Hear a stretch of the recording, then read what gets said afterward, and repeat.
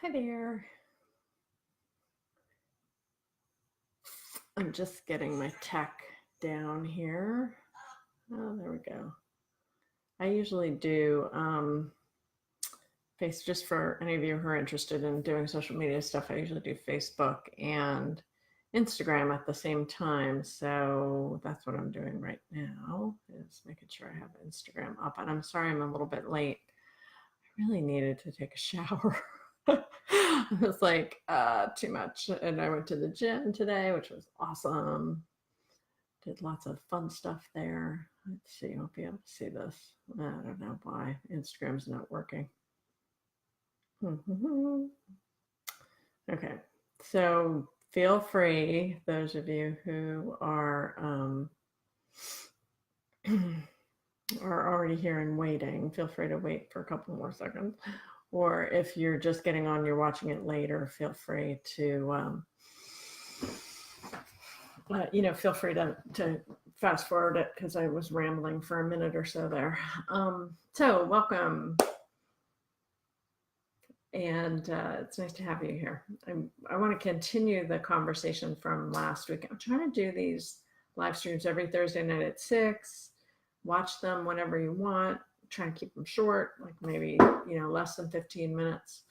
So watch them whenever you want and feel free to leave questions and comments. But my intention with the live streams, my intention with the Subtle Yoga community page on Facebook is to offer a forum for like-minded yoga professionals to share information, to network, and for me to continue the teaching process, because many of you have studied with, most of you have studied with me either in person or online. So thanks for being here, and thanks for helping to create this community, because that's what it's all about, isn't it?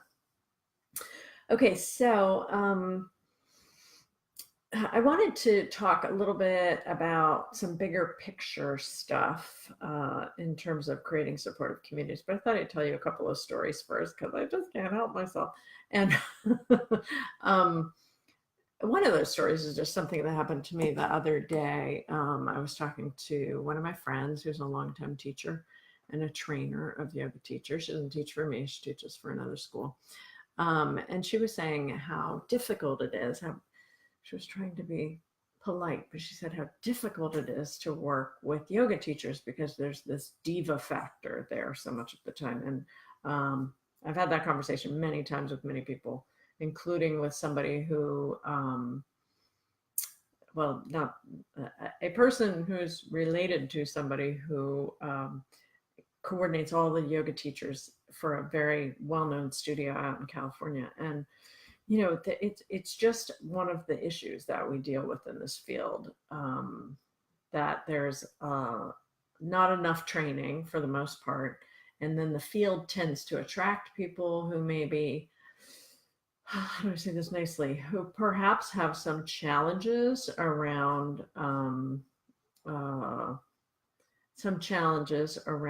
control issues and maybe some narcissist wounds.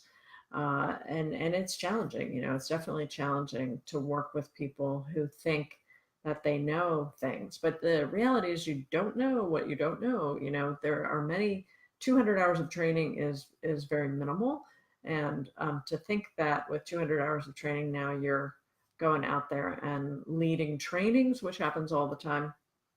And also, that you have a wider and expansive knowledge bases is it's just inaccurate. I mean, it's you would never expect to cut someone's hair with 200 hours of training or clean their teeth, so we have a real problem. We have a crisis, I would say, in the yoga community with this. Now, that's not the only thing I was going to talk about tonight. The main thing I want to talk about tonight is this idea of creating supportive teacher communities. So you can't get someone to get out of that narcissist wound or get over their lack of training by telling them you're untrained, although some people can do that, but that would not be my style. I'm much more interested in helping people recognize where there may be some gaps in their knowledge and helping them to, to understand that filling those gaps will be really wonderful for them as well as for their students. It's good for everybody all around to get more training. So in the idea of teaching, of creating supportive teacher communities, a very important aspect of that is that request and that reminder that we always can use more trainings, and myself included. Like, I'm always trying to find another training that's going to support. I'm always studying and finding other trainings that are going to support what I'm teaching now. And like, I think of myself as a student of yoga much more than a teacher. I'm a teacher, I'm a trainer, and I'm a student, and those are all different skill sets, and they're all different. They all have different potential for us to continue to study more and learn more. So that was one thing I wanted to talk about. One little story I wanted to say, and I have another little story. And this was because I was thinking about this whole idea of creating supportive teacher communities and why it's challenging. There is a lot of competition out there, no doubt, and there's some unethical behavior happens because people are vying for different class slots or workshops or whatever it is. People that put on this competitive stance or take this competitive stance. So I was remembering when I first started teaching, and it wasn't when I first started teaching yoga. When I was in college, I used to make a little extra money by teaching aerobics. That was one of the things I liked to do back in the 80s. And I remember coming into a very fancy aerobic studio that had just opened. Remember there were aerobic studios in the 80s and early 90s. They're all gone now because the gyms kind of consumed them. But I remember going to this very fancy aerobic studio, and I was really excited because I was trying out, and I was really nervous too because it was the real deal. It was very it had a reputation of being this very competitive, difficult place to teach, but I wanted to try. So I went in there and I did my best. And at the end, the woman who owned the place came up to me and she said, "Well, you did a nice job. You understand, you obviously understand how to do this. You have good understanding of anatomy," or whatever she said. And she said, "But we're going to have to do something about your weight." I remember being I was 22 or 21. And I remember being like, "Oh yeah, my weight. Yeah, it's a problem. I know." I weighed the same then as I do now. This is what my body likes to be. This is where my body likes to be. I have a lot of kappa, which is a good thing. Kappa gets me going. It gives me a lot of stamina and a lot of energy. I can do a lot of things, but I don't have a skinny vata body type. And so anyway, I was remembering that story as I thought about this topic of supportive teacher communities and how insidious that comment was for a woman, and she was probably in her mid-30s, to be making to a young, impressionable 21 or 22-year-old girl with it. And I had a history of eating disorders, which she didn't know, but the body image stuff, oh my God, so difficult. It's so much shame, so much shame. And that is not a way to create a supportive community, whether it is an explicit or an implicit comment,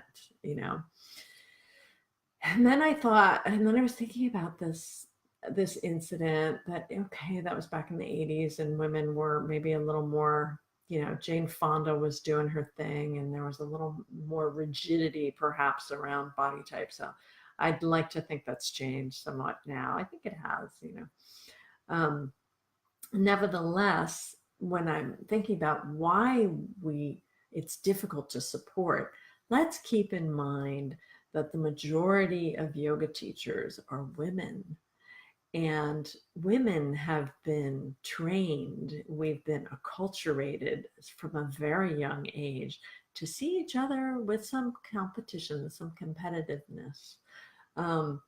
And we have to get over that intrinsic or that sort of unconscious bias within ourselves, and get over when those feelings of competition or, putting somebody else in their place or putting them down or taking that over, when that stuff arises in us, to be very mindful of it, and to realize that the best thing we can do as women is support and celebrate each other. Not just all body types. I think that's a given, that we should be celebrating all body types. But also, I think we need to be celebrating different skill sets.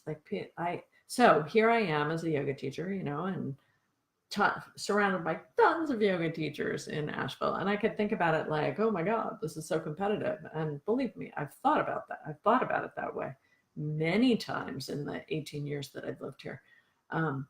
But what I strive to think about, what my attitude I strive for is sort of gracious generosity, graciously generous, and particularly with the people that I understand are earnest and diligent and really committed to the study, committed to their teaching. And there are a lot of them, wonderful, wonderful teachers in this place.